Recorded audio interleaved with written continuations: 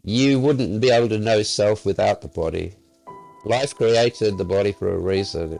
Nature doesn't create anything without reason. And if whatever nature has created isn't fulfilling that reason, nature will change it or get rid of it. In its infinite wisdom, it has imbued life with the fact that the only certainty in life is change. That means that life can now freely unfold through trial and error. There's no such thing as a mistake. It's not possible. If you know exactly how to do something but still do it wrongly, that's a mistake. If you are exploring something that you know nothing about, it's not possible to make a mistake. It's trial and error. And life is unfolding through trial and error all the time.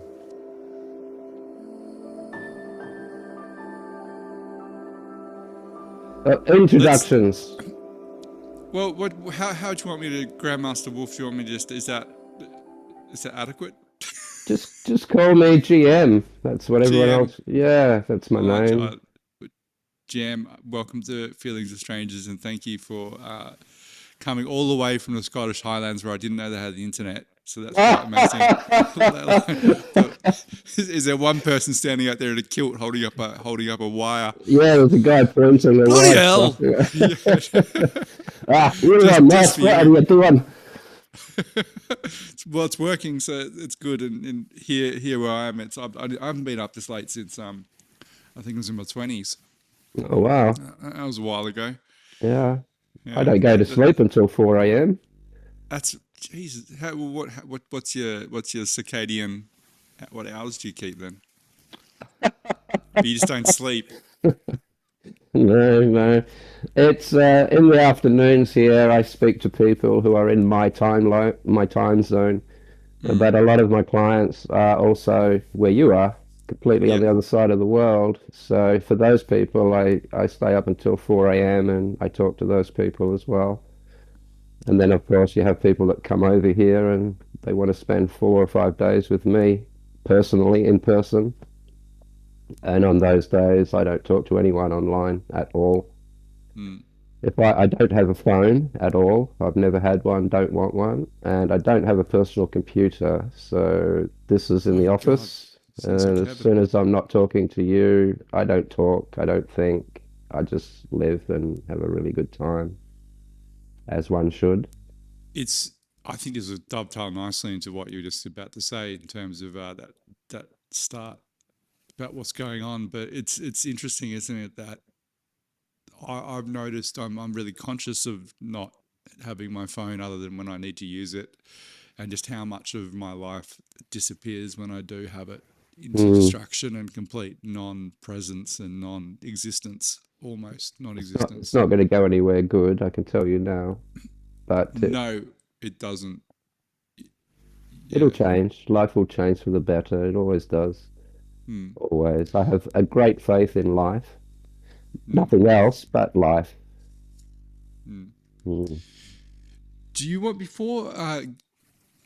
Sorry. Do you want to finish your thought, what you were saying, and then I'll quickly give people a frame who've not heard of your work before. What was I saying before? Good question. You're talking about people being put in jail for things that don't exist, Oh, and yes. Okay. I'm very reluctant to go into these things, and I won't take this any further than what I'm about to say, but it's purely a demonstration of how things are happening around people without their awareness, and because of the lack of awareness, they're not seeing some of the horrible things that are being done to them in the name of a better world. And mm, when I said you have no idea, this is what I mean. One example only I will give you. Do you understand that it is not possible to offend anyone? You can only offend yourself. mm, I can stand there in front of your face and abuse the crap out of you and really, really upset you. If I stand in front of you and say exactly the same thing in a language you don't understand with a smile on my face, you're not getting offended at all. I'm saying the same thing. I'm thinking the same stuff, but I'm not stabbing you. I'm not shooting you. I'm just grunting at you. And because you don't understand the grunts, you're fine. You don't know what I'm saying. If I abuse you in your own language, you will either agree or not agree with what I'm saying, but at the end of it all, you will offend yourself by my words. You become offended by your thoughts of what I just said. You can't blame me for that. I can abuse someone to till the cows come home, and you just can't offend some people. And yet you can say something very minor to someone else, and they will become offended. So if you could offend anyone, if that was a real case, then everyone would be offendable. But everyone isn't offendable. So you can only offend yourself at the end of the day. Segue. How many people today, literally today, have been put in jail or gone to court in the Western, so-called Western free world for apparently offending other people, racially, sexually, whatever the case may be? So you can very, very calmly walk down the street, say something that might offend somebody, and end up in jail that night. Why? Because that person decided to offend themselves over something that you said. You're going to go to jail for that. You are going to jail for an act that can't possibly exist. You cannot possibly offend other people. People can only offend themselves by responding to your words. And you will go to jail for that person offending themselves. How many people are in jail for a non-existent crime today? And that's as far as I'm going to go with that, because no one's going to do anything about it. Everyone's going to go, oh, that's bad. That's all that will happen. No one will do anything about it. So I'm not going to. Next question. But it's such an obvious, to me, it's such an obvious, that particular piece to it is such an obvious chapter out of the playbook of totalitarianism 101. And it's mind-boggling that people go along with it. Not only also just within that victim culture that we've flamed so much in the West, that you are a victim of your circumstances and you have a right to be offended if someone says something, which is the complete opposite of empowerment. That it doesn't That's matter what people say to you because you're your own being and you're strong, and you should generate that internally rather than look for external validation, or the world needs to look a certain way for you to feel okay. And if it yeah. doesn't look that way, then you're never going to be okay. So to create a society of people who are never going to be okay. Well, when I say they, I don't even know like who's they. I mean, I really don't like using that terminology because it makes out like there's some cabal of three people sitting. I mean, I'm sure there is elements of collusion involved here, but with social media, it's very easy for mind viruses and those manipulation to just go like wildfire Yeah. through a When you community. say they, you generally mean the authority The that authority, is yeah. related to the subject at hand. If you're a scientist and you say they, you're talking about other Mm, scientists that aren't going to allow you to break out of the scientific model. mm, If you're talking about government, they are government. If you're talking about the medical profession, they are those people. So mm. they are whoever you hold responsible for, what's the word I'm looking for? The subject at hand. Yeah, They do exist. they do exist. I try not to always so think in these in too much of a. Sorry, my mind's going to kick in about an hour. In I like to be a bit more nuanced as well, because obviously within every sort of community of people or profession, there's people who are on those spectrums of who are genuinely wishing well or whatever it may be, and then you get people who are genuinely nefarious and have not ill intent. Mm. And unfortunately, the way we have our current power structures, those who are the most nefarious and Machiavellian will rise to the top. So it's not, yeah, it's pretty. What I read something about in Germany, where if you can go to jail if you criticize. Then this is on 60 Minutes. This is not some Reddit thread about conspiracy theories. that if you criticize, if it's deemed offensive to a politician, now you can go to, firstly, it's some obscene fine, and then you can go to jail if it's a second offense. But the way Didn't they frame it, sorry, Jam, I was just, because I had this argument not that long ago with someone in my family, and the way they frame it is that if you send a tweet that incites violence, that's what they'll put in the papers. I'll say so and so, which I somewhat can be.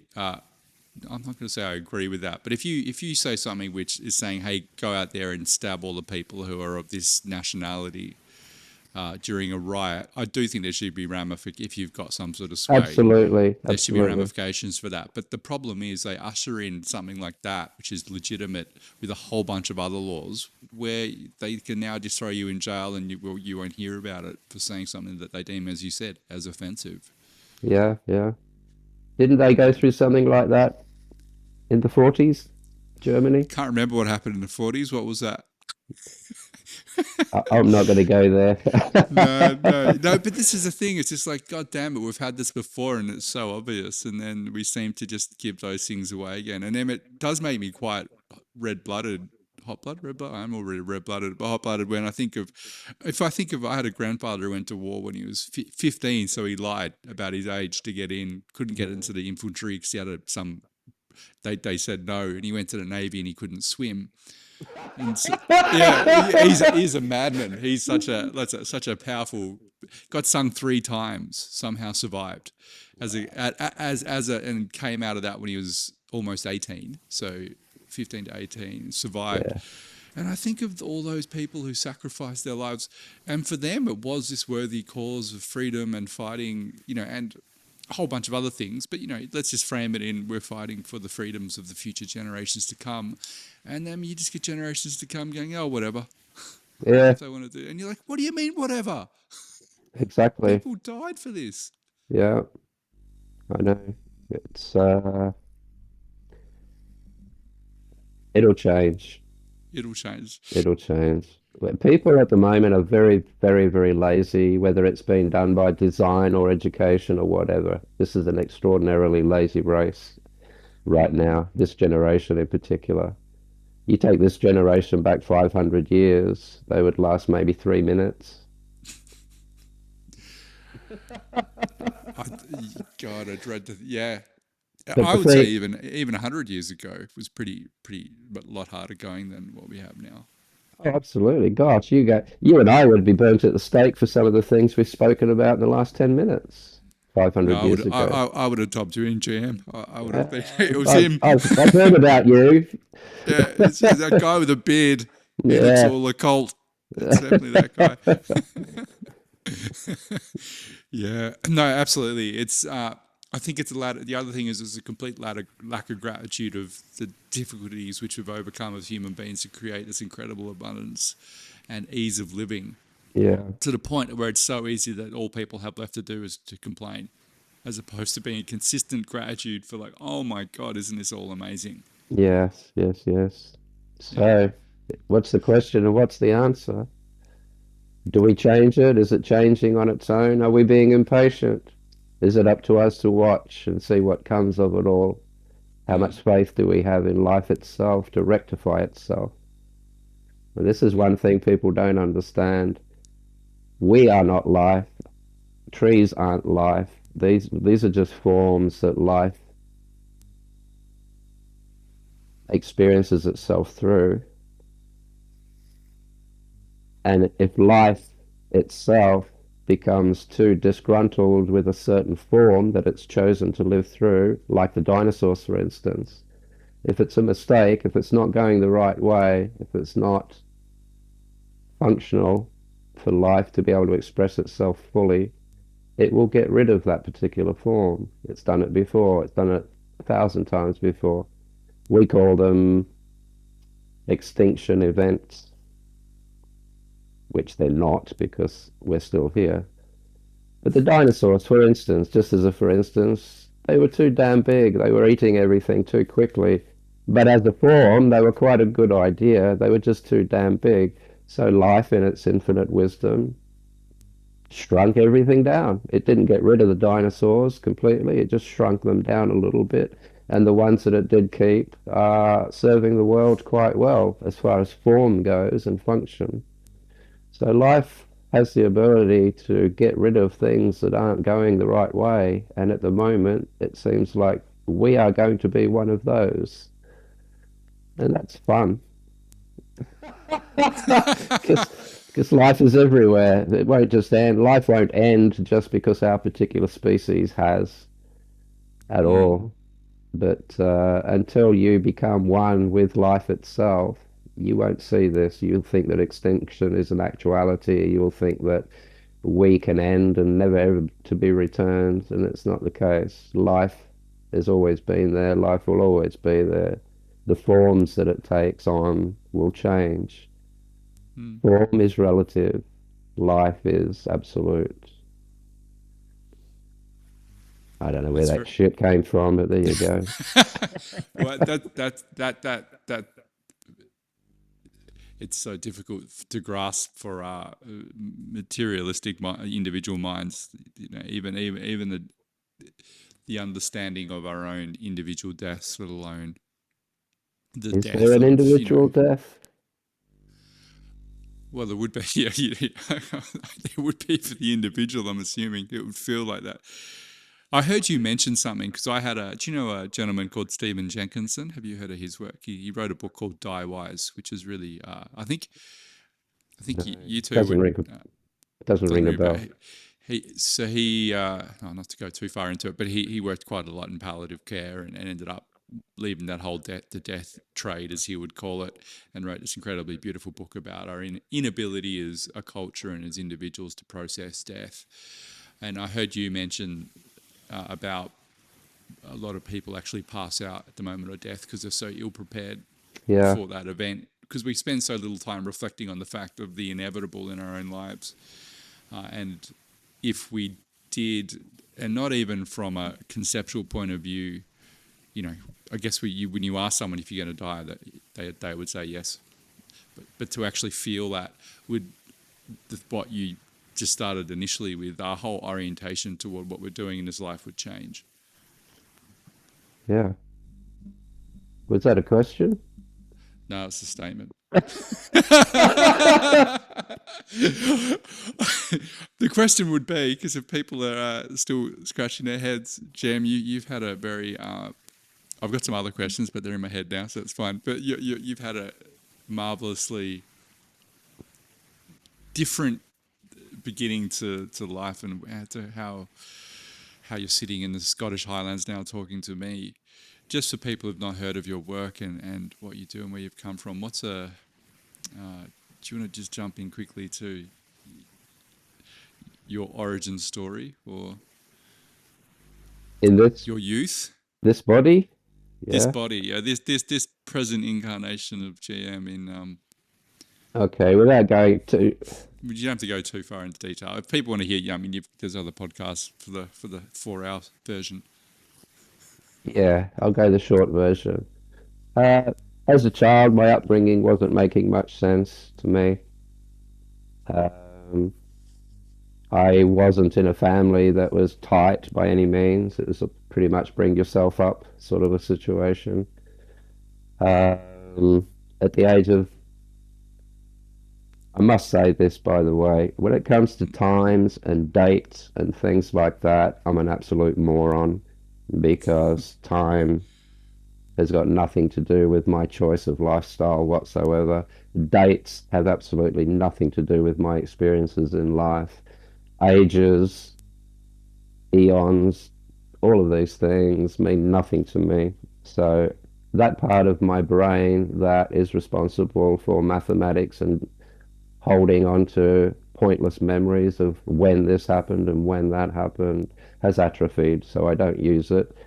So dates and times, I have no friggin' idea. So I can tell you now, somewhere around between 7, 8, 9, and 10 years old, I started having memories that weren't possible for me at that age, i.e., I was having adult memories, things that I'd done as an adult. And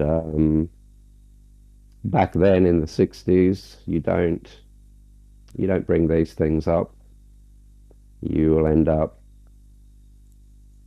in You just home. don't bring those things up back then, basically. We just leave it at that. So my education at school wasn't answering any questions. Where do these memories come from? I couldn't ask anyone that one, so I wasn't going to get any answers there. It was all about mathematics. I could see that everything that my teachers were saying to us, I was adding my own definitions to their words. So I was teaching myself, and I didn't know if it was correct. So none of it made sense. None of it was really happening for me. And I realized also that everything that school was trying to push down my throat was basically about adding to society, and which there's nothing wrong with that. But the way I saw it then, it was, why do you go to school? You go to school to learn how to polish the concrete, make more windows, make more roads, make more motor cars, make more bricks, so we can make more roads to drive more motor cars. And I thought, I don't want to be one of those guinea pigs. So I stopped going to school and I started educating myself by going to libraries, put my school uniform on, don't get on the school bus, go somewhere else. And I caught another bus and went to the city and spent the day in the libraries reading books on occultism and mysticism, Paramahansa Yogananda, Krishnamurti, dare I say it, Aleister Crowley and shit like that, Madame Blavatsky, anything and everything that had nothing to do with the brick wall that everyone else was becoming part of. And then very quickly, as most young men, I drifted towards martial arts schools and things like that for no other reason than I was a young man, basically. And in that martial arts school, my teacher, who was a very wise old Chinaman, said to me, you are broken. There is something deep down inside you that's not right, and your life isn't going to unfold the way you want it to unless we rectify this. I had no idea what he was talking about, but he was the first adult that actually seemed to care for me and my well-being. So I just immediately had faith in this gentleman. He bought, not too long later, he bought me aeroplane tickets and a letter of introduction, and he gave that to me. He prepared me. He sent me off to Nepal. I got met in Nepal by a Sherpa who had been organized for me. One thing led to another. We went over the border. We went into Tibet. My Sherpa took me for quite a long time walking, dropped me off at a front gate in a monastery in the Himalayas. And I sat there for 1 or 2 weeks waiting for the gate to open, um, which is something this generation will never do. I almost wanted to leave several times, but some of the passers-by, the village people, they would just say, no, you just wait, just wait. And they would come and give me berries and little bits of rice and food. And then one day the gate opened and I fell in, literally. I was leaning up against the gate and the monks took me in, and 28 years later, I started teaching people. That's it. That's all I've done, really. How old were you at the Did I time miss when you? anything? Well, how old were you when you went into the monastery? 14. Bloody hell! 14 years old. They shaved my head. That was wonderful. My fringe used to go down to my bum. I had just shitloads of hair, and they were all laughing at that, and I didn't know why. I didn't realize they were going to cut it all off. And anyway, one thing led to another, and they saw that I was, you know, I was a reasonable candidate for ordination, and they shaved my head. They ordained me at 14, and that was that. It wasn't a Buddhist monastery, it was a mystical monastery. It's all about the mystical practices without the religion, Mm. basically. So I spent 28 years there, and then the rest is pretty much history. We got invaded, we got attacked by soldiers at a certain point. Nine 9 of the monks that was in my monastery was murdered in front of us. There was 3 or 4 of us left. This is at a place called Chokhong Monastery in Lhasa in Tibet. Mm. And they tried to hang me because I was a monk, but they failed at that because the guy tying up the rope didn't do a good job. So when they threw me off the roof, the rope actually let go of the pole that he tied it to, and I hit the ground 2 stories below and broke my leg. But that's better than being hung, I imagine. And that was it. And then we got severely murdered and bashed up and what have you. And I think anyway, we got tortured for a little while, for about 4 or 5 days. Afterwards, we were tortured to renounce our faith in the Dalai Lama, was basically what it was all about, apparently. And none of us, they couldn't get any of us to renounce our faith, whatever. So they tortured us for 4 or 5 days, and then for myself and my teacher and one other monk, the British consulate came in and saved our ass and pulled us out. And I went to Australia to convalesce and took my teacher with me, and because the monastery had been destroyed that we came from, not the one that we got attacked in, but the one we came from had been destroyed. And I said, so what are you going to do after this, Master? And he said, I'll go back and life will put me wherever I need to be. And he said, what about you? And I said, I'm not sure. I'm full of confusion right now. And my teacher said, I know. He said, but understand this. If you hate these soldiers, if you have revengeful thoughts, if you have hatred or anger or any of that nature towards those people, you've wasted 28 years in Tibet. And I understood exactly what he meant. So I went to China and joined a monastery in China for 5 years. It was the Chinese soldiers that was doing the damage back then. Different world now, but this is what happened back then. And that's the end of my story. I spent 5 years living in a place called Daoshin Monastery, which means the way of no center, which means basically living a life outside of the ego, living a life outside of the thought process, i.e., no center. So the way of no center, the way of no heart is a better translation, but the Western world has a different definition for those words, so don't use it that way. So in Tibet, I learned everything from being able to leave your body, dying, stopping your heart, understanding the energies of mind, how to use mind, what mind is capable of doing when it's unfettered. And then in China, I learned more about the body, qigong, breathing, alchemy, internal alchemy, and what's called Taoist yoga, which is stretching the mind, basically. And that's that. And now I use that today to help people with mental illness. I train people who work in intensive care units, emergency services, people that see a lot of trauma. And at the end of the day, they need to be able to shrug that stuff off and have a normal, happy home life with their families. So I get employed to train whole bunches of people how to control their mind. So if you have a serious mental illness, we can pull you away from your brain and you can watch your brain being ill. You can watch your brain having schizophrenic episodes, but in that moment, while you are outside of it, watching the schizophrenia, you are untouched and unaffected by it.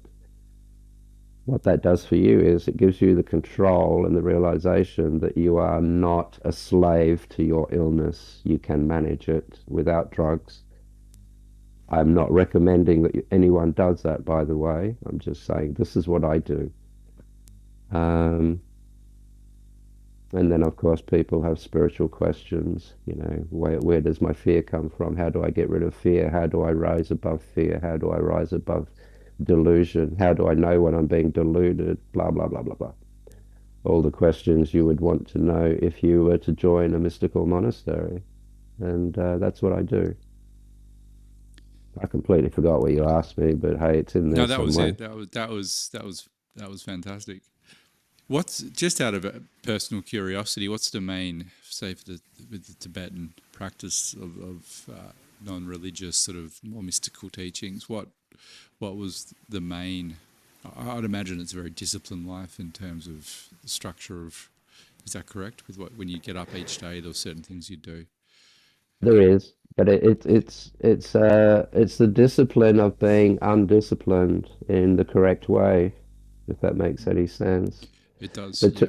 to answer your question very briefly, though, you would get up at 4:30 in the morning, and I think that's why I still do that. You'd be up at 4:30 in the morning, which is a special hour, traditionally Is it? speaking, and you would do your deeper meditations at that time. Uh, then you would eat, and you would do, for me personally, you would go into your physical discipline. It's necessary to have a physical discipline. One of the things, okay, let me back up a little bit. In the beginning, in the first, second year, you have to create a strong basis for what you're about to do for the rest of your life. So you need focus, you need clarity, um, you need willpower, basically.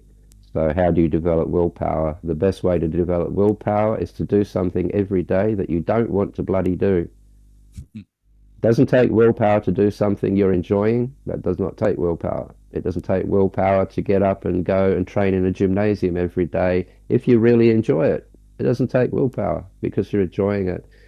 To do something each day that you just don't want to bloody do, but you get up and do it anyway, that takes willpower. So you have a discipline in that respect. I already had martial arts under my belt, so that was my discipline. And I was allowed to teach other monks if they were interested. But it wasn't combat martial arts. It's just self-mastery martial arts. There's a very big difference. Most martial arts start off as self-mastery. And then, of course, depending on where you live and what country you come from, it has other uses. Um, so you'd get up, you would train your mind, you would train your focus, you would eat, you would then train your body, um, and then you would go into more group practices. You would go into theta meditations, for instance, to get 150 people to sit down and move into theta and then watch the village around you fall asleep.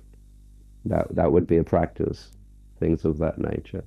Then you would go into deeper practices like what today you would call black mirror practices, which is connecting your mind to another human being's mind and practicing what's called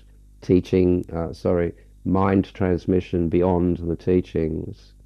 It takes quite a long time, quite a few years to master that one. So you start very early in the piece and you learn to connect with other minds and have conversations with other minds. You would do things like you would go and sit somewhere near a chai house, for instance, and you would sit very quietly in a corner and you would watch the nature of your thoughts until you see a thought process going on in here that has a different accent to you. And you go, well, okay, that's interesting. Where does that come from? And you look around the cafe, we'll call it a cafe. It, anyway, we'll call it a cafe. So people are sitting there drinking their chai, and you watch their lips. You learn to lip read, and you'll see someone's lips moving in sync with the thought process that's going through your head, and then you have the realization, oh, I'm actually listening to that person's thought process. That's interesting. Can you reverse that? Can you put your thought process into that person and see what happens there? So this would be the daily life of a mystic in Tibet. It's all about mind, observing mind, using mind, exploring mind, experimenting with mind.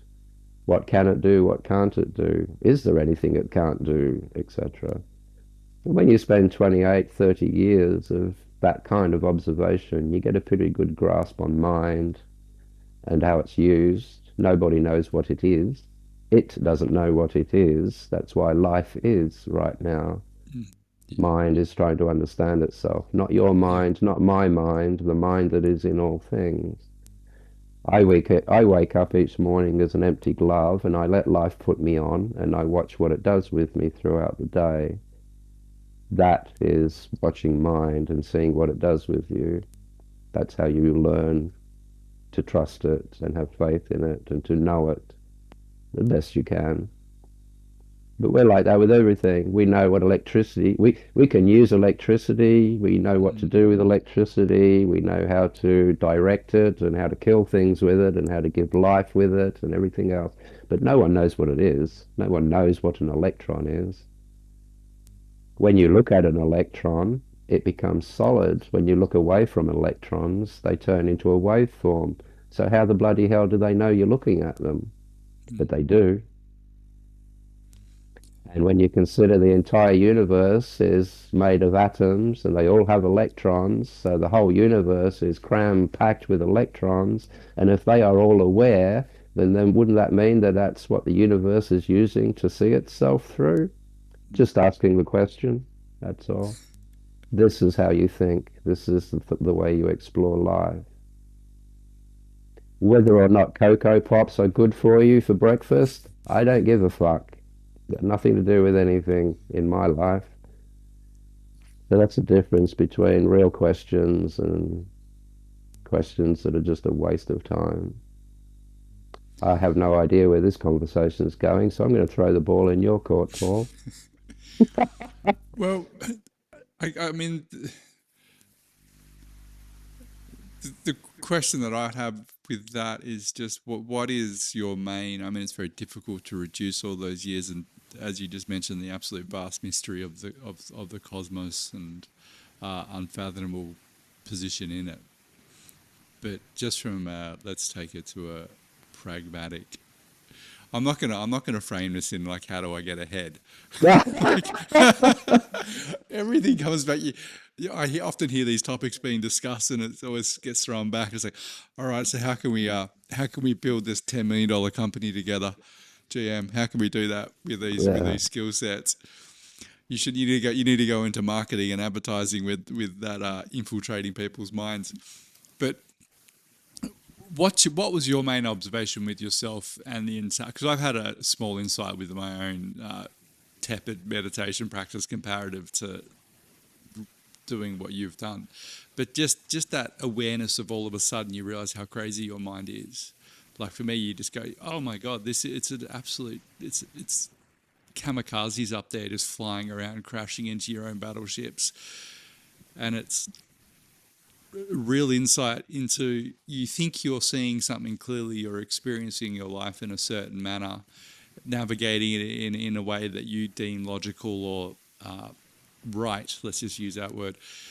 Yet when you actually do sit with it, you're like, it's mayhem up there. Like why do I even want these things? What am I actually navigating, and who's at the helm?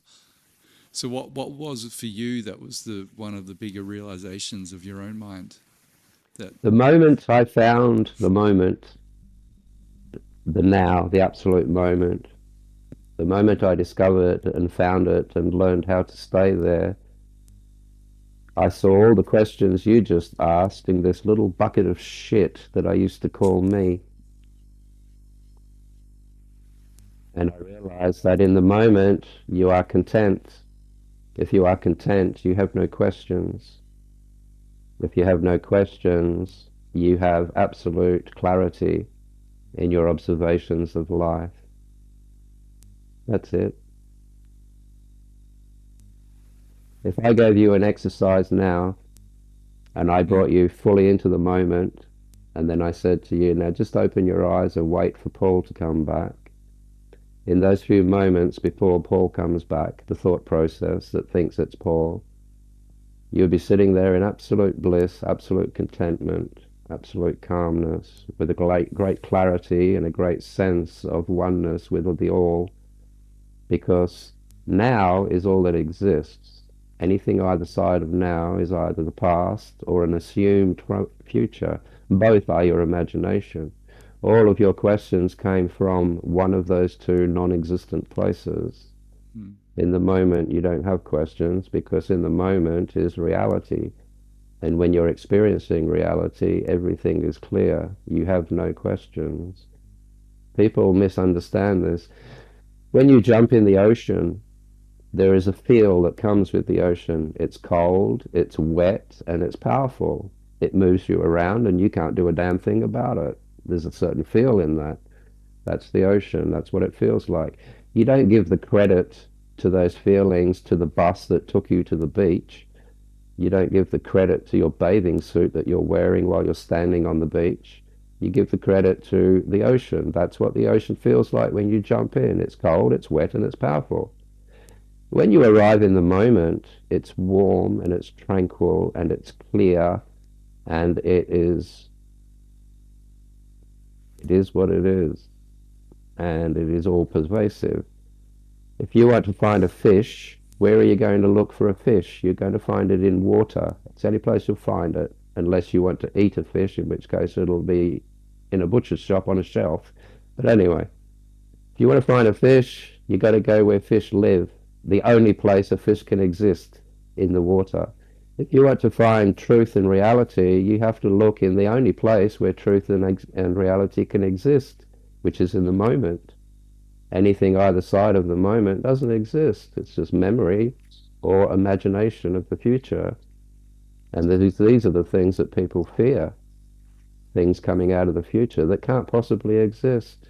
And they suffer things in their memory basket as if it's still happening today. And that's the cause of all misery. But when you are in that moment, when life is looking at itself through you in that moment, and you're not stifling it and filtering it through 50 years of bullshit that you call your ego, you have no questions.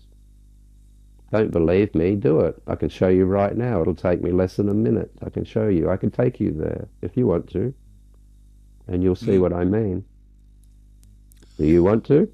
Yeah, yeah. Well, I was just going to say also that when the moment when you're fully present, I found it's impossible also to describe, like to because it's That's because, why do you want to describe it? well, that's what I mean because so even now Yes, I can when I see. go to do it, it's the more I make myself, the more I am aware that I'm attempting to be present, and the more my mind becomes aware of, as you said, the stories of the past and the future make me miserable. The more present I've found it, the easier that is to be like you have now, and the more power is in it. But then, if I was going to say something that happened to me yesterday, for example, where I was just observing, maybe it's because I'm getting older, but I like watching birds. I think it happens to guys when they get to a certain age, they suddenly become avid bird watchers. But it's such a when you actually anything where you actually sit with your full presence and observe it is so beyond the realms of beautiful and mysterious that when I begin to try and affix words to it, it's just useless. It's like, why would you bother? Of course it is. Because the moment is real. Did that noise just come from you or me? That's weird. I think it's maybe it's the Vikings are Doesn't back. doesn't matter. Doesn't matter. No, it's fine. We'll get, Um, but let's do your your. your Sorry, go on. thoughts, your past, your ego is an illusion. It's just a rubbish bin full of all the information that society's thrown at you since the day you were born. And that information becomes memories that goes in a rubbish bin that never gets emptied. And that's called your past. That's called your memories. That's called your ego, self. There's 1,000 words and they're all wrong. But you'll have a name for it. Paul is another name for it. And it's not real. It has nothing to do with anything. You can take any one of those 100 billion thoughts and break them in half and see that there's nothing in there. There's no life in there. And yet you're going to let them control every second of your life. But my point is this: when you become one with the moment, it feels calm, it feels clear, it feels tranquil, and it feels one with everything. Don't give the credit to your meditation because that's not what you're feeling. Don't give the credit to the breathing exercise that you did because that's not what you're feeling. Those things brought you to the moment, and the moment is what you're feeling. And it's like that thing with the ocean. Don't give the credit to your bathing suit. Don't give the credit to the bus that took you there. What you're feeling when you're in the ocean is the ocean itself. It's cold, it's wet, and it's powerful. When you are in the moment, it feels warm and tranquil and wonderful and many other things as well.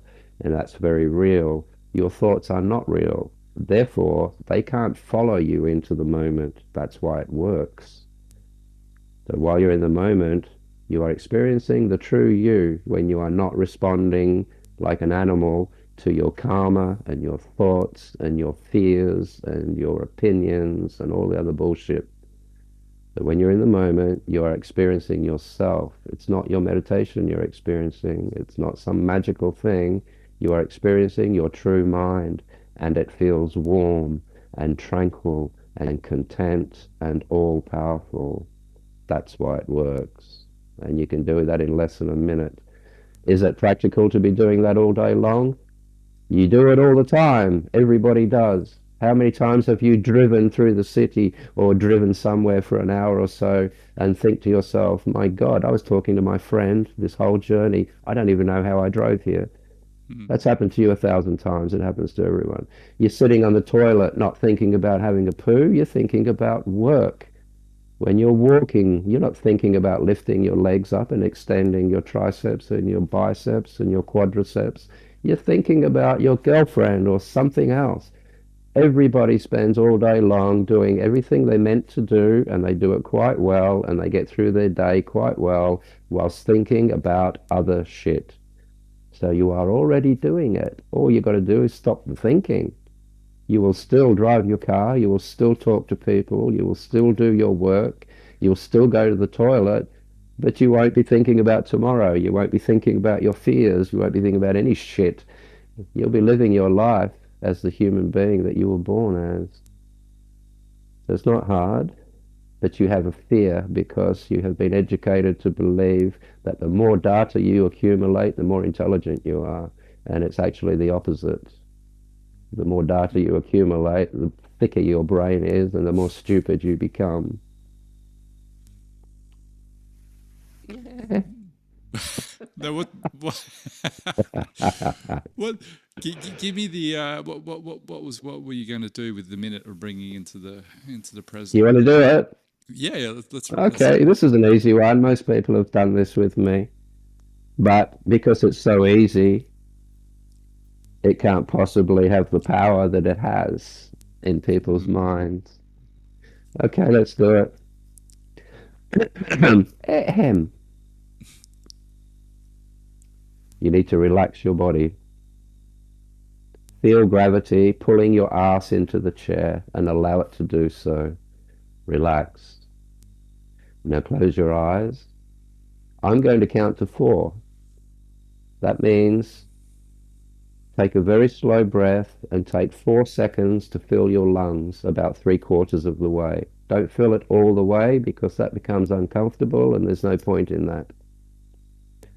So I will count to 4. You align your breathing with that count. Don't you count because you have to bring your ego in it to do the counting.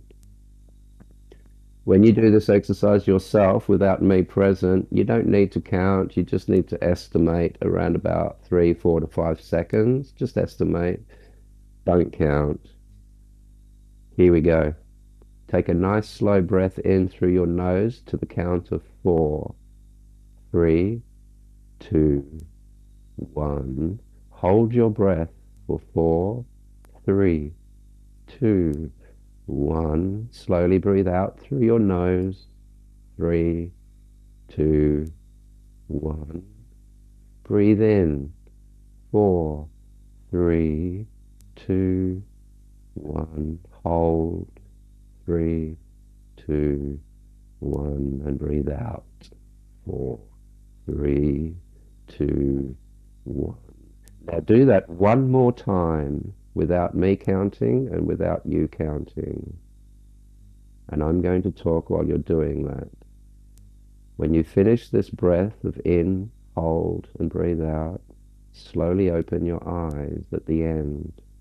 And when you open your eyes, don't think, don't move, don't talk, don't roll your eyes, and sit there in the moment and wait for your thoughts to come back. Wait for Paul to come back pretending to be you. Paul's not coming into the moment to join you. Your thoughts are dragging you back into the past. Now, when your thoughts arrive pretending to be you, they will say something like, wow, this feels really calm. This feels nice. That's not you. That's Paul. That's your thought process coming back. When that happens, you close your eyes and do one more breath and bring yourself back into the moment. Then open your eyes, hold on to the stillness, and wait for your thoughts to come back. When they come back, close your eyes, come back to the moment, one breath only. Open your eyes and wait. Every time you do it, you're becoming more and more used to your original mind. When you are sitting there in the moment, that is the mind that came with the baby. Pure, clean, tranquil, and all-invasive, with no thoughts. That's the mind that nature gave you. That's you. Every time you do that, it will take a little bit longer for your thoughts to come back and take over. Every time you do that, you will distance yourself just a little bit more. You are now becoming deeply spiritual. You are separating yourself from the filtration device that your education system put in there. Eventually, you'll do the exercise, you'll be enjoying the blissfulness of the moment and your true mind, and your thoughts will start to come back. And at one day, not too far in the future, not years, I'm talking weeks and months, you will look around, you'll see Paul coming back into your life, and you'll go, oh, I don't think so, not today, and he'll just sit there. You will never ever go back into that bucket of shit that you used to call your life. You will no longer have fear, you will no longer have problems, you will certainly have no questions. But if you want to fix a motor car or do mathematics, you'll use this guy. Everything has its use. This guy just doesn't understand what his use is. And that's it. That's done and dusted. And then you have retaken charge of your life, your body, and your mind. That's it. That's the exercise, and that's what it can do for you. You can do it 1,000 times a day. The more you do it, the better you get. The better you get, the more you do it. The more you do it, the clearer you become, and the clearer you become, the more you will do it. And eventually your entire life will be your meditation and your observation. You will never have to sit cross-legged again. You will never have to close your eyes to be present ever again. You'll be a living example of a present mystic, etc. We should just wrap up now. I feel great. I feel I can go back to bed.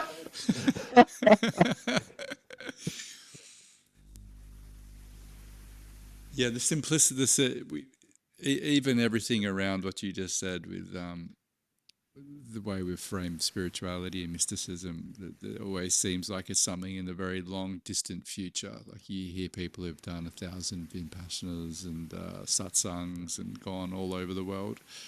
And to my mind, they come back and they seem even more confused than when they originally left. That's because it's been touched by the Western mentality. The Eastern mentality, growing up in countries like India, you would go and see a true teacher once. There's a camera, once. And that's it. You never have to see anyone again. Yeah. If someone has an answer for you, why would you come back and ask again? Once you've got the answer, why would you come back and ask next week? because you become attached and you begin to rely on that teacher to keep your happiness. I used to see it all the time. People would come to the monastery and they would sit and we would talk for a few hours and you would see the heaviness leave this person. You would see their eyes brighten up. You would see the joy and the hope in their lives come back and they're just so grateful and thankful.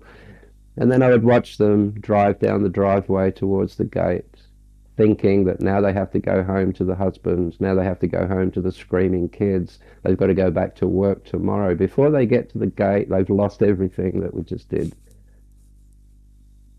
So what do Sounds they like an do? episode of, yeah. So they associate my presence with their joy.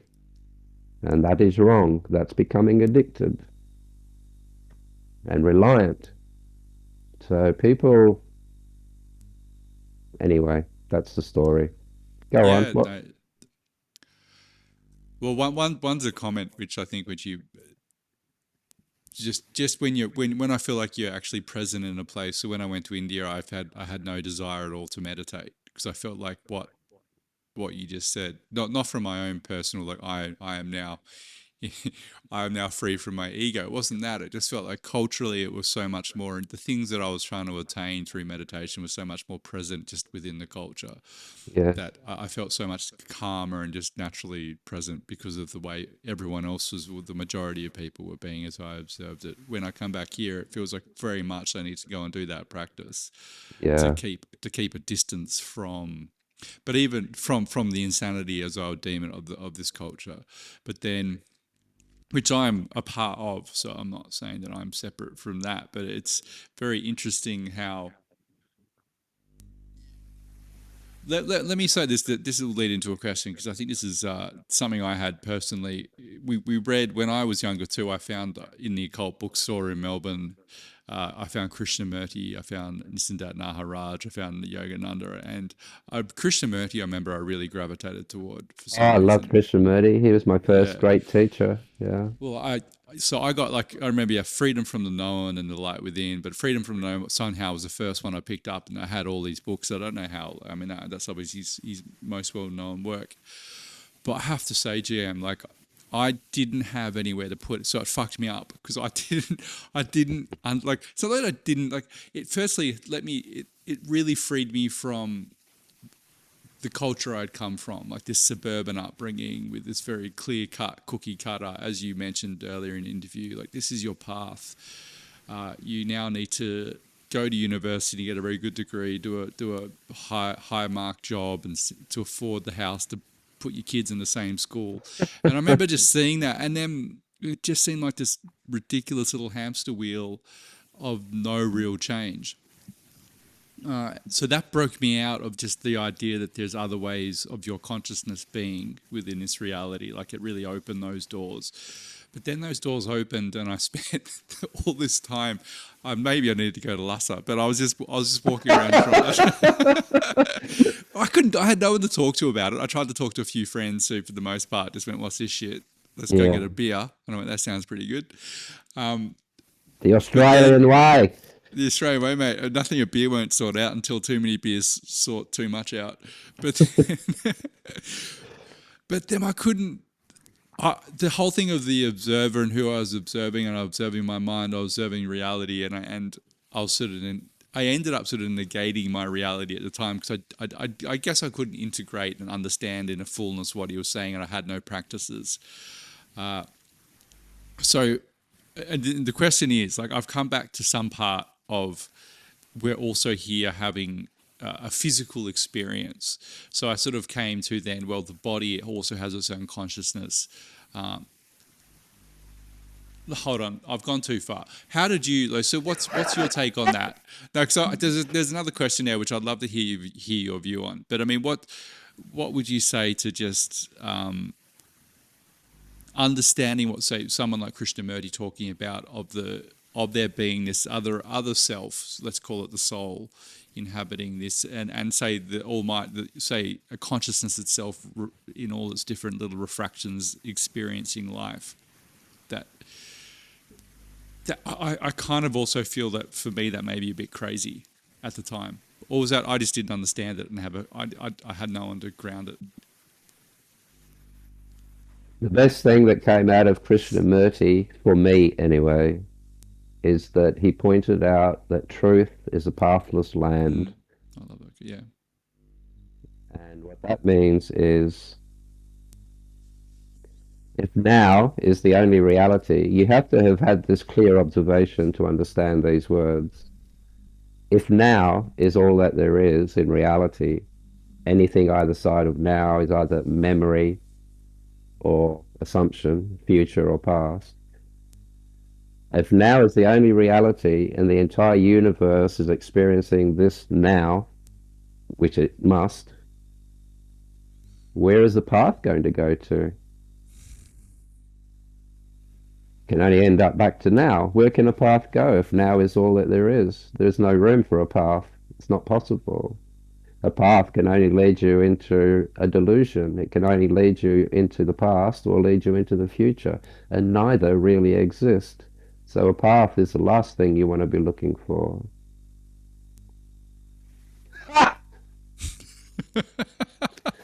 Stick that up your nose. Yeah, God. Well, no wonder it doesn't fit to a culture that's obsessed with paths. Even the way you're taught when you're young here, it's a path. It's like your education system is a path. It's all about getting to this next point, this next point, this next path. We're building, we're progressing, we're building. To fucking where are we going?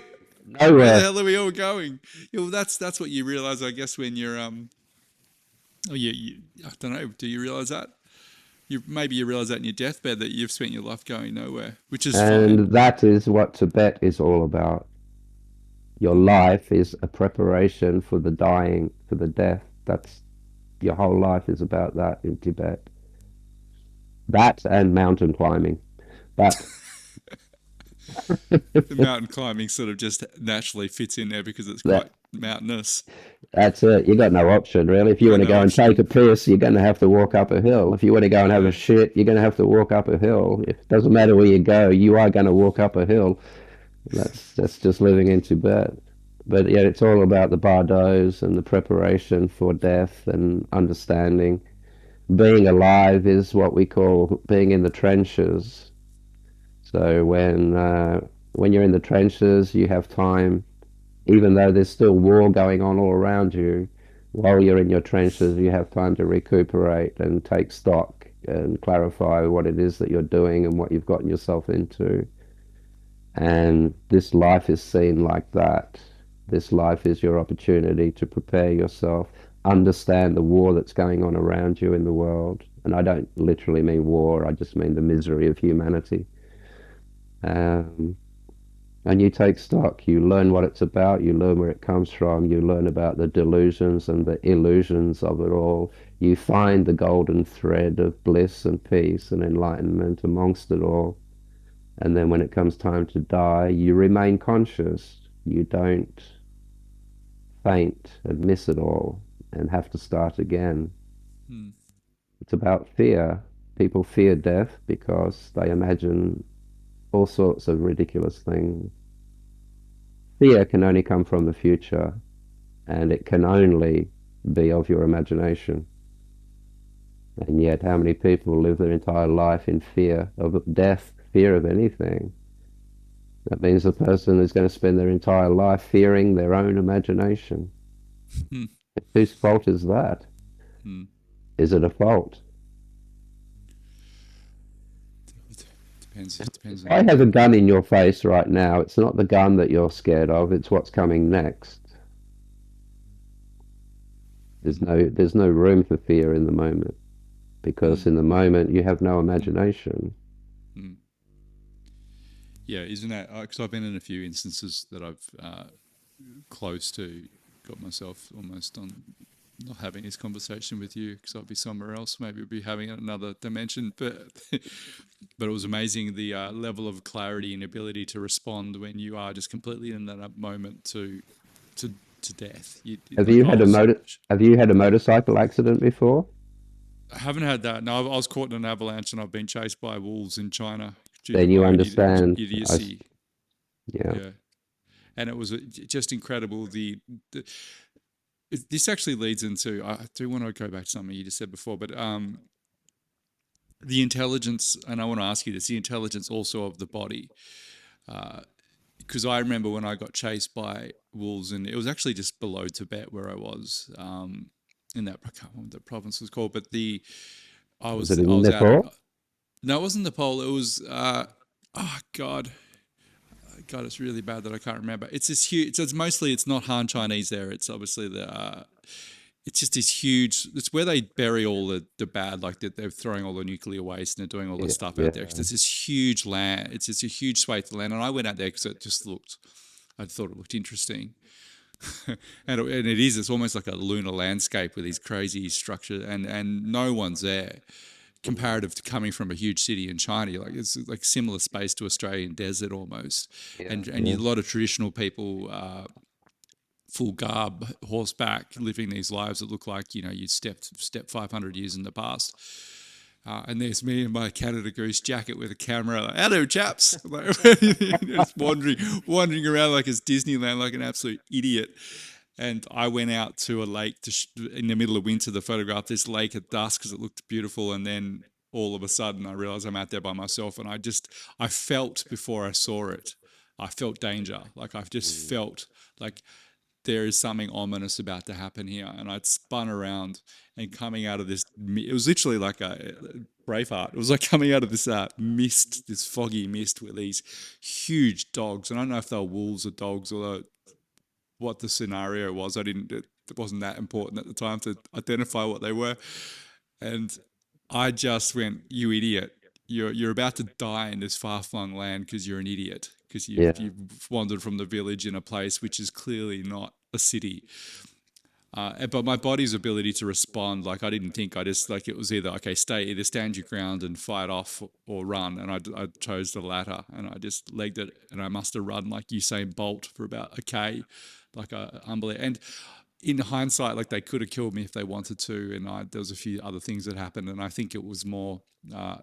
I remember seeing a man on horseback just before that, and maybe they were his dogs, and he was getting me off his land or something. Who knows? Possibly, possibly. Yeah. But the body's ability to, and then to respond, and I got to the road and I cupped up all this blood, and it was just this amazing sort of. None of that was me. Like if it was this left to my own, like I hadn't been trained for that. It was this left to my It was mind. actually, it was actually the real you. The real me, and The idiot that got you there wasn't you. so it was good. Well, it was good to know that I had that. And it's amazing what the body can do in putting that life and death situation. Because I really must have run the speed I was going out over this very rocky terrain. Anyway, that aside, like it was. I know this. The question is like, do you think?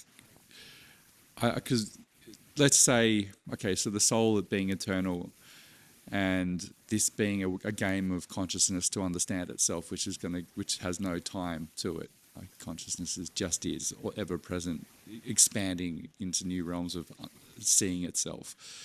But then we are still embodied in these bodies, and that they have an intelligence of the planet. What in your learnings then is the purpose of that whole process? Is it just a karmic process of trying to make sure that what we do that echoes through eternity or in the ever present now? Is the body almost in the way, or is the body that something that can be incorporated into our lives and experienced in a beautiful manner, but not over identified? It's not so much about the body as it is about matter itself. Matter has its own life, it has its own science, it has its own physics, it Mm. has its own way of being, um, and it has memory, and it has ego, and it has a brain, and it has all of these things that your body has. But if you think about it, your body is made up of bits of planet that you've eaten over your lifetime. Your mother made the original little baby, but every cell in that baby is long gone. They all dropped off and died years and years ago. The body you inhabit now is just a bunch of planet that you've eaten and built up around yourself.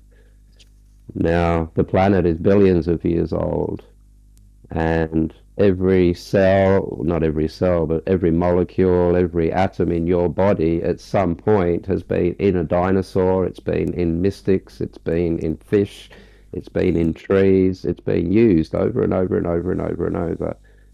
And it remembers. So when you die, your body will go back into the soil and it'll become something else one day. But the memories of you, the memories of your experiences as body goes back into the planet. So this planet holds billions and billions of years of memory of everything that has ever been animated on this planet. And because you have eaten that planet to the point where you've built a body out of it around yourself, your body has all those memories as well. Every molecule, every atom in your body has the memories of everything that has ever been in. So this planet has all of that information.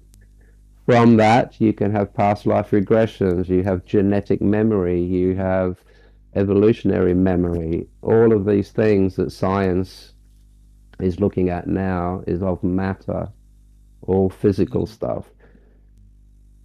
The life force that you are that inhabits that body, that is full of knowing, which is a whole different ball game. The real you, the animating you, the one that animates the body that you are in, has its own memory, but it's a knowing, and that comes from the akasha, which is different. So how do you see that? How do you make the connection? It's very easy. You can't think of something you don't know. You have to know it before you can think it. If I ask you to think of a motor car, but you don't know what a motor car is, you can't think of one. You have to know it first. That invisible knowing comes from the akasha. That knowing is in spirit. It's invisible. It's just a knowing. That's all there is to it. Doesn't require thoughts. You just know. And then when this invisible knowing enters the brain has the ability to turn that into a picture form, which you now call a thought. Once that knowing becomes a picture, your brain then can change that. It can change the color of that picture. It can add judgments and opinions to that thought that it's just created. So now, as a thought, it's not even 10% pure anymore. The knowing is pure. You live your whole day, as we've just demonstrated earlier on today. You live your whole day from your knowing. You don't do anything by thinking. You live your day from the things that you know while you're thinking about other things. So when you're in the moment, you have left the memories and the connection to the planet and the brain and the body, which is just another little chunk of planet. And when you are just living your day from pure knowing, you are using the knowing that comes from spirit, that comes from what's called the Akashic Records, the universal mind. It doesn't matter what you call it, you're wrong. It doesn't have a name. But that's what's happening. So, I've completely forgot your question. No, I think you've answered it.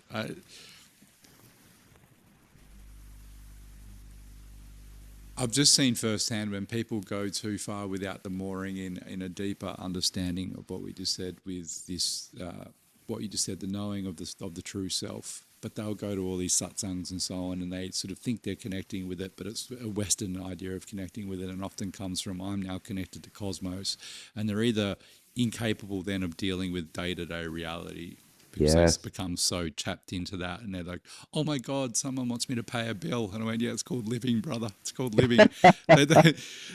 They're so tapped out of the body and reality, that kind of being, they think they're present, but they're not actually present. And then it's also so tinged with with a hidden egoic structure, which is very dangerous, I think, particularly when you start going into those realms, because it's at least you can see it. Like in barefaced capitalism, if someone rolls up in a Lamborghini, you're like, unless you really like cars, like that's fine, but you can sort of see all those structures of the ego playing itself out. But with spirituality, it's very dangerous because you can't. Well, I guess you can see it, but it's hidden from that person in more nefarious ways. So I guess for me, the practice of coming back into like the presenceness of just being present in the body is a way to get rid of that in some sense. So I really like strenuous exercise because I'm so present in that moment when I'm doing it, that I then by nature touch upon that sort of true self to some degree. Absolutely, yeah. Yeah. So it's not a case of saying, because I've just heard a lot in those communities like, oh no, just get rid of the body, it doesn't matter. And it's like, no, we are like in a body. Like that's the whole point. But it's like how to be grounded in the body, but also, with with the focus toward on the fact that you are also these other mystical elements. You wouldn't be able to know self without the body. Yes. Life created the body for a reason. Nature doesn't create anything without reason. And if whatever nature has created isn't fulfilling that reason, nature will change it or get rid of it. In its infinite wisdom, it has imbued life with the fact that the only certainty in life is change. That means that life can now freely unfold through trial and error. There's no such thing as a mistake. It's not possible.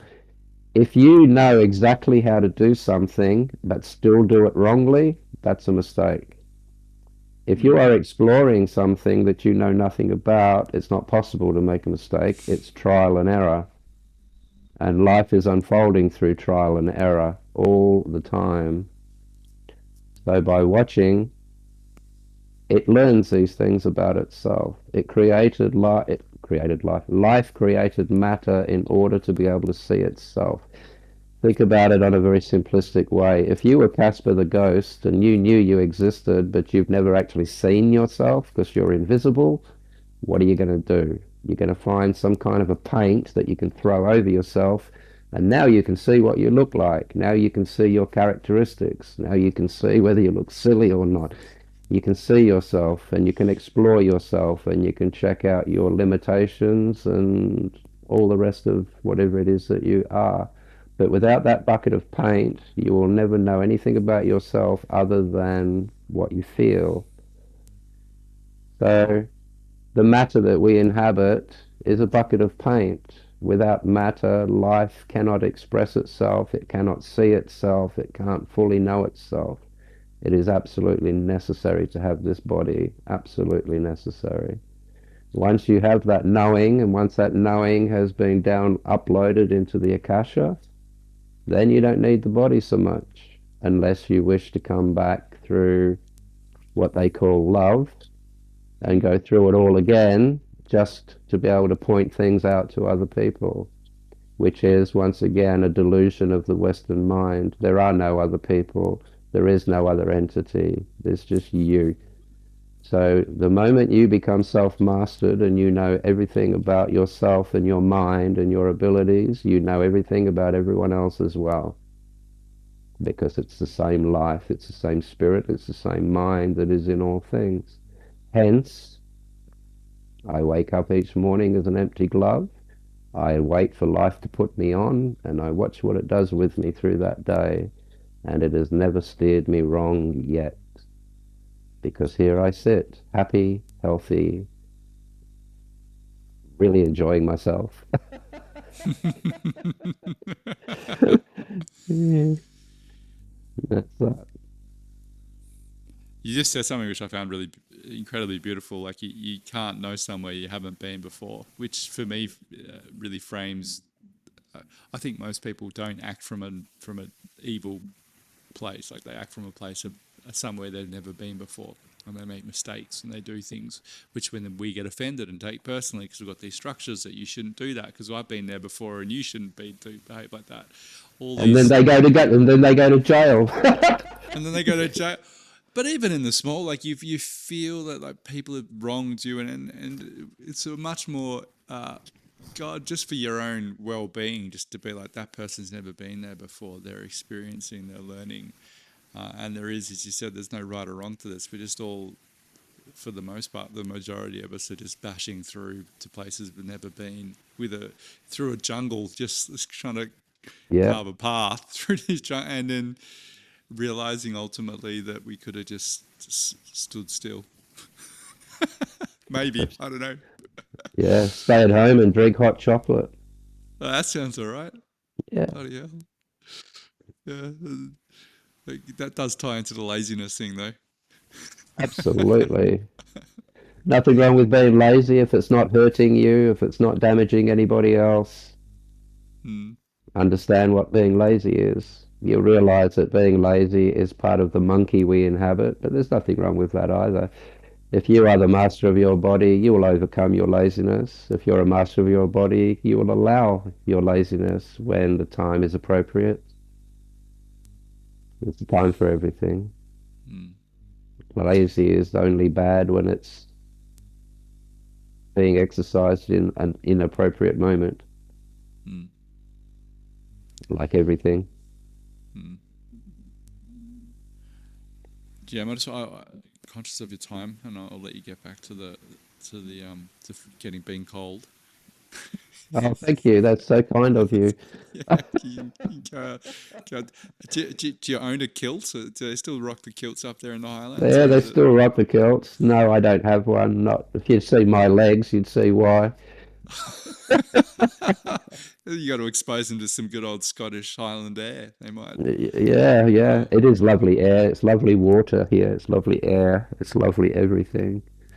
mm, But yeah, I go to the gym 5 days a week. I lift a lot of weights. I enjoy pressing my limitations. I enjoy overcoming resistance. It's just something that this particular body enjoys, so I like to indulge in it. It could be worse. This body could like heroin, and so well, it could be worse. that's funny, man. So for that reason, anyway, how did I get onto that? Yes, I go to a gym, and people rock up in their kilts. I'm not joking. Oh, that is. You I got to. live in a. You need to get a phone so you can take a photo of that. Put No, it on I'm your not getting a Instagram phone. stories. I don't want a phone. I'm not that stupid. People are going to understand these phones are doing a lot of damage. We're not ready. This generation isn't ready for that kind of technology. Our technology is becoming beyond our capabilities to control it. Let me explain that just for a moment. This is going to sound strange, but bear with me. There are heroin addicts in the world. Therefore, heroin is evil and we should stamp it out and wage war against heroin. Why would you do that to heroin when the whole problem is the dickheads that don't have the willpower to stop taking the heroin in the first place? It's not about stopping the heroin, it's about stopping the addictive nature. You can't blame heroin for you having an addictive nature. You can't blame cocaine for you having an addictive nature. It's our own downfalls that is the evil because we won't do anything about it. We won't go, oh, I'm so weak and stupid, I can't stop taking heroin. Therefore, heroin is an evil bastard. That's still a wrong way of looking at it. I'm not saying to people, try heroin, don't get me wrong. I'm not saying that at all. But what I'm saying is we tend to come across our own weaknesses and then blame something else for our own weaknesses. If you don't have an addictive nature, drugs and substances aren't an issue to you. So are they evil in your life? No. If you have an addictive nature and you can't control yourself and you want to rely on these substances for your own feelings of self-worth and happiness and joy, then you have a very serious problem, and it's not the heroin. If I take the heroin away, you find something else to rely on. And that something else might be a poor other person that you've decided to rope into your life and rely on them and become dependent on them. Now you've just destroyed two lives. Once again, it's not the heroin, it's you. It's not the cocaine, it's you. See what I mean? And this gets back to the original thing we talked about earlier on today when I said about being offended. It's not possible to offend someone else. You can only offend yourself. But you'll put the other person in jail because you offended yourself over something that that person said, that person's going to go to jail. Once again, you're blaming the other thing. You're not blaming the weakness within yourself. And this is why most people aren't spiritually evolving. Regressing, I'd say, with when you're looking at the phones and social media and the way memes, mind viruses get spread now so easily. It's really interesting observing it. Say on something with fashion, you'll see certain celebrities. I'll drop these things, and the next thing, everyone's wearing it. Of a certain to people who are susceptible to staring at their phones all day. Mm. And there are definitely demographics who you can isolate who are absolutely addicted to that validation of the dopamine from likes, and it's causing so much damage because it's short tracking even your mind for all the problems that has, as we isolated earlier, or as you articulated earlier. Uh, that's even been that is even being hijacked to not think because Mm. you're no longer even capable of thinking because it's just jumping from one outrage to the next outrage to all these different emotional highs and lows dependent on what the scroll is feeding you.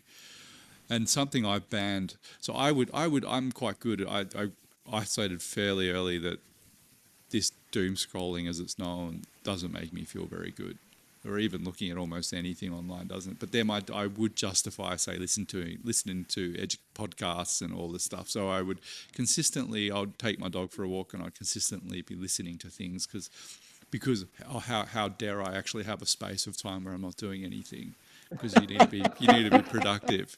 Yeah, but seriously, that was like because then I'm not worthwhile unless I'm producing. And Yeah. yeah, and I'm like, gee, God, what the hell's happened to the kid that used to read Krishnamurti and a bit of poetry? Like, where's that person gone?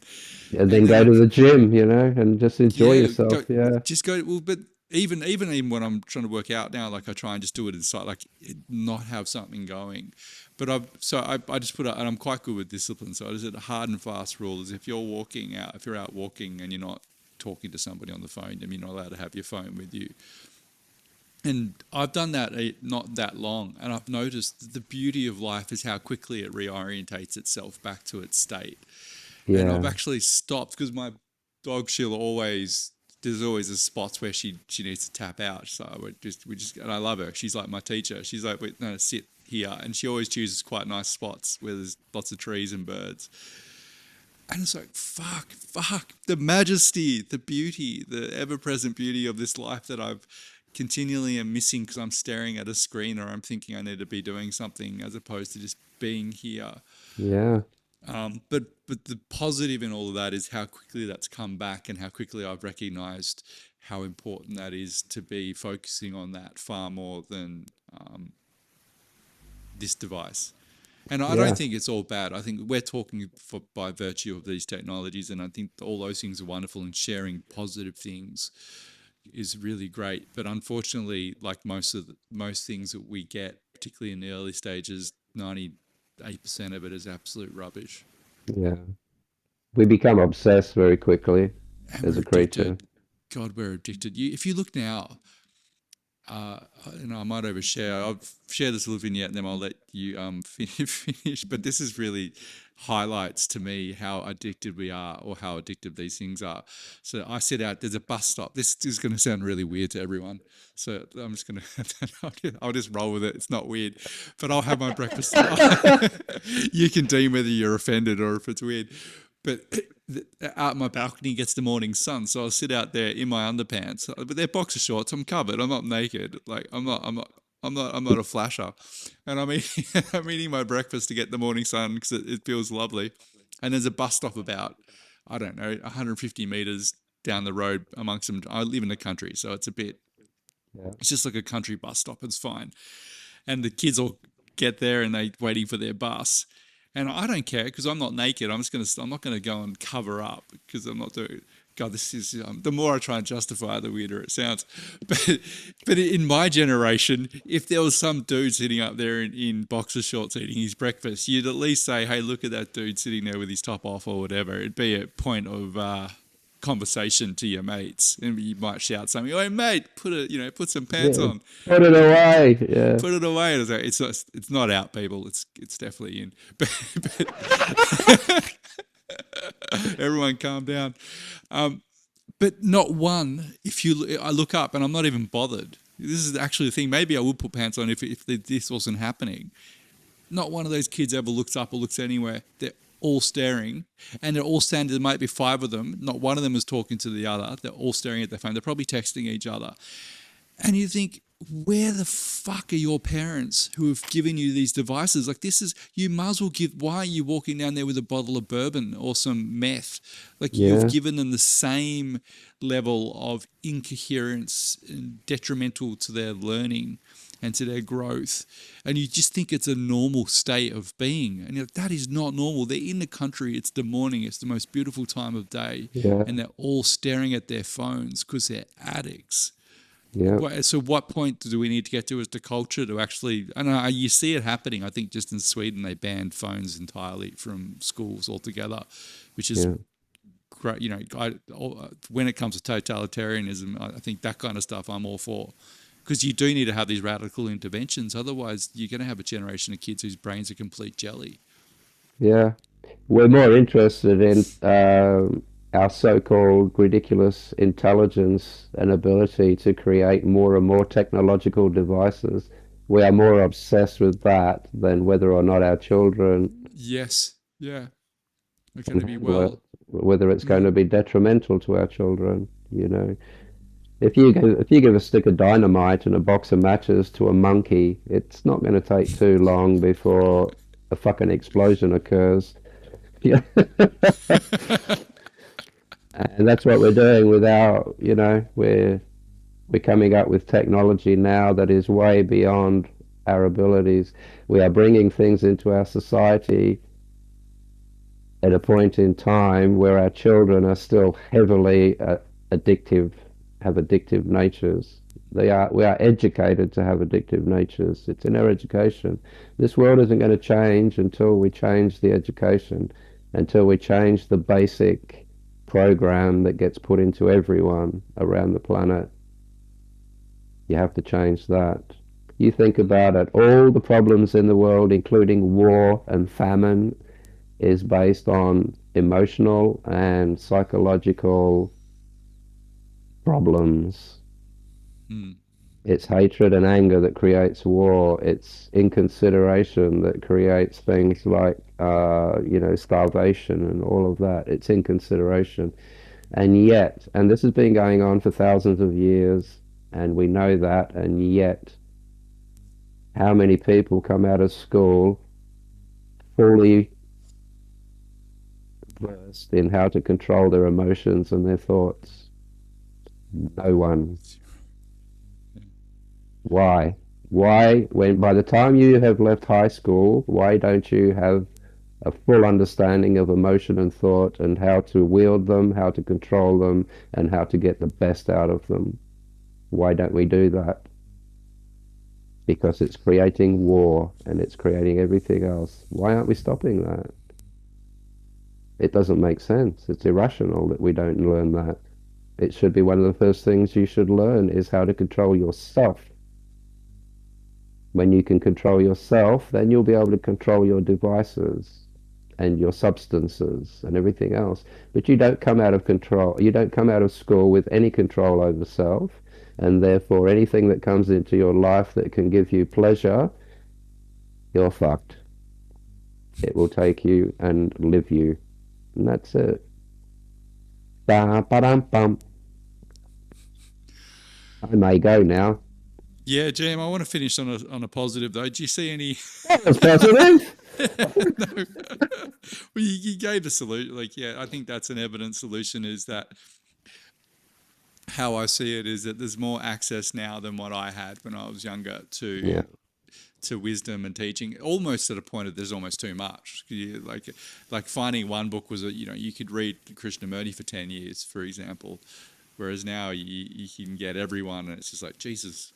But the positive of that, I guess, these conversations and the fact that people are more open to these conversations and are not considered weird or fringe. Let's take it for I remember my mum meditated. She learnt meditation in the early '90s for a suburban place in the West that was considered so strange at the time.